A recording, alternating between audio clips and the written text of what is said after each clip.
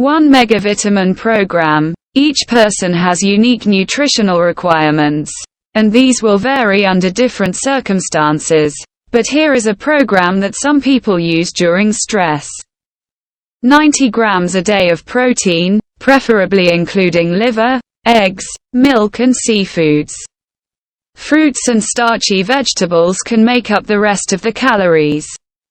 Calcium and magnesium, 1,200 milligrams each. Potassium chloride 2 to 4 grams, zinc 20 to 30 milligrams, iodine about a fifth of a milligram, and manganese and other trace minerals from seafoods, such as kelp. Vitamin B1, 5 to 20 milligrams. Vitamin B2, 20 to 30 milligrams.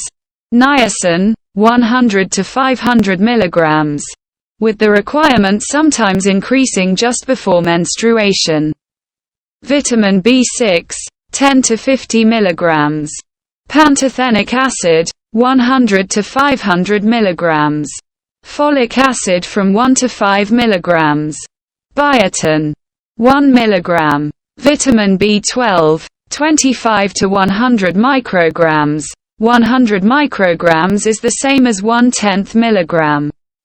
Inositol and choline, about 500 milligrams each. Vitamin A, 50,000 to 100,000 units. Always taken with vitamin E, 200 to 400 units of D-alpha tocopherol. Rutin and the bioflavonoids are sometimes used when capillaries are abnormally fragile. Some types of purpura, petechial hemorrhages, and spontaneous bruising have this cause. Vitamin D from fish liver oil, up to 2,000 units a day in winter unless pregnant.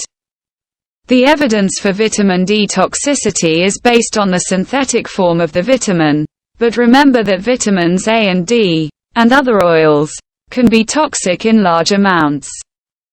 It's interesting to compare the official propaganda about vitamin toxicity with the official silence about many of the dangers of drugs and food additives. A few major medical and pharmaceutical crimes are documented in the book 200 Million Guinea Pigs.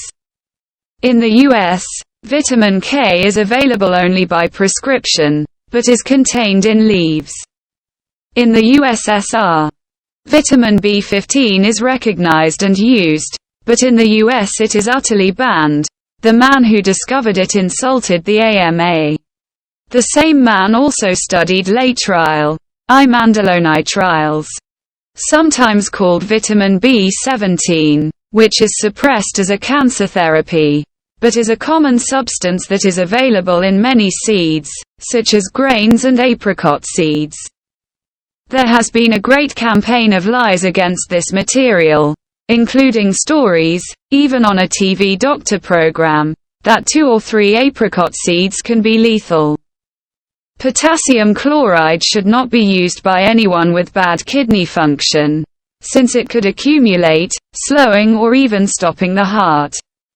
It should not be taken in tablet form, since a high local concentration stops intestinal movement, leaving the tablet in one spot where it can burn and cause ulceration. A potassium chloride powder, such as Morton's salt substitute, which is not contaminated with ammonium chloride, can be sprinkled on the food. It is best to get your potassium from foods, such as fruit. General principles of good nutrition. 1. Minimize your requirements by avoiding unnecessary stress. In Oregon in the winter, use bright lights, balancing incandescent bulbs with fluorescent tubes. 2. Avoid toxins. Run water 1 minute before using, and then only from the cold faucet. Do not cook tomatoes or fruit in iron or copper pans. Don't use pewter dishes. Avoid mineral oil and other solvents on skin or in air. Most cosmetics contain mineral oil, and worse. Minimize contact with allergens. Be very careful with unsaturated oils, such as safflower, corn, and cod liver oil. They destroy vitamin E and can cause cancer. The heart diet is a menace based on weird professional ignorance. These oils interfere with the thyroid gland. 3. Grains, legumes, and some nuts, e.g., walnuts and peanuts, are highly allergenic. Soaking or sprouting them is very desirable. Cooking cabbage, broccoli, cauliflower, mustard, etc. will destroy chemicals which poison the thyroid gland. Laetrile and PABA inhibit the thyroid. Greens and potatoes, cooked, are good to substitute for bread, especially the factory-made kinds, and for beans. Soybeans are terribly overrated. 4. Eat frequently, using protein, fat, and carbohydrate at the same time, e.g., an egg and an orange, or a carrot with cheese. Fruit is the best source of carbohydrate. Avoid uncooked starches such as nuts. 5. Use complex foods. Things close to their living state. Eggs, sardines, leaves, milk, etc. 6. Heat degrades protein. Canned or powdered milk has lost significant amounts of lysine, an important component of protein. The same applies to toasted cereals, nuts or beans. The heated lysine forms a carcinogen if a sugar is present, as in soybeans. 7. Any drug alters your nutritional needs. Tobacco, iron, aspirin, estrogen, tranquilizers and diuretics must be taken into account. There are special diets for special needs. 8. Don't get a diagnosis from anyone but a physician or other licensed person. But don't think that diagnosis is so scientific that you take an individual's opinion as the last word. For example, a girl had wasted away to 90 pounds and thought she would soon die from pituitary atrophy, but switching from raw foods to milk and eggs allowed her to regain her weight. Diagnoses also sometimes label a serious condition as something less serious. The appropriateness of any diet will depend on the accuracy with which your nutritional needs are known. 9. Besides their content of the essential nutrients, all natural foods contain other materials, such as hormones. There are many nutrients which are useful, without being essential, in the narrowest sense.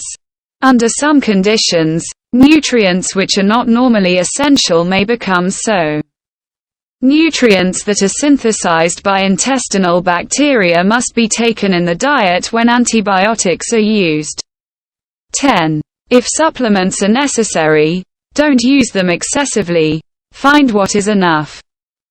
But don't forget the contaminants and adulterants which may be present in pills, capsules and powders. Amino acids such as tryptophan or glutamic acid should not be used as isolated supplements. 11. A few years ago, most of the nutritional problems that I saw were caused by physicians, by refined convenience foods, and by poverty. Recently, most of the problems seem to be caused by badly designed vegetarian diets, or by acceptance of the idea that 40 grams of protein per day is sufficient. The liver and other organs deteriorate rapidly on low-protein diets. Observe the faces of the wheatgrass promoters, the millet eaters, the anti-mucus dieters, and other low-protein people. Do they look old for their age? 12. Everyone should know the basic principles of nutritional physiology and have a general idea of the chemical composition of foods. Otherwise, you will be confused by conflicting claims. Become your own expert. For example, if someone tells you not to eat fruits and proteins at the same meal, get a book on digestion and absorption of food from the library, and read about interactions. 13. Examine your basic assumptions about food and life and health, and those of the experts.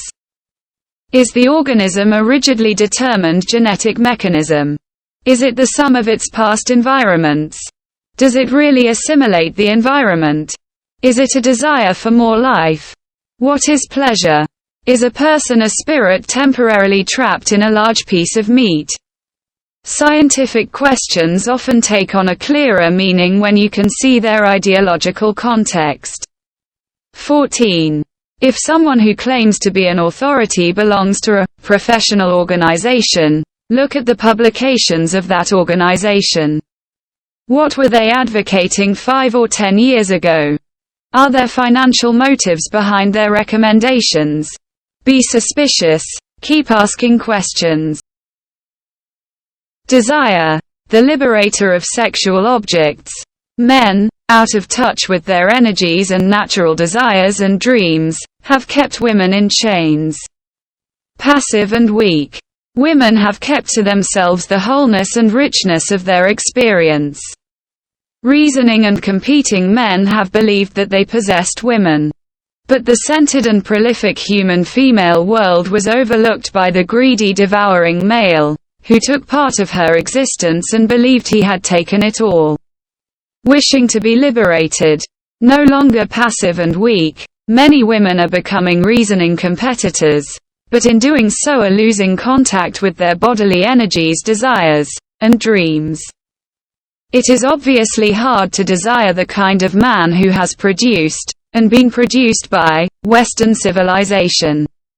He is the competitive athlete or the competitive sedentary businessman, or the competitive intellectual rationalizing his superiority over all beings.